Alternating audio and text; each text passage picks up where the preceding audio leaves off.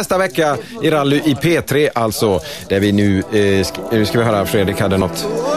Wow! Ja! Okej! Pulverskräck!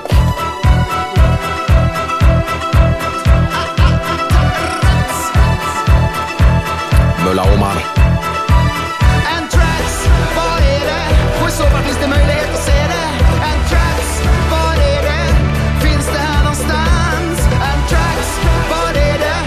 Finns det här någonstans? Anthrax, vad är det? Finns det här någonstans? Oh, oh, oh, oh. Finns det här någonstans? Anthrax, i mjället eller på toppen av fjället.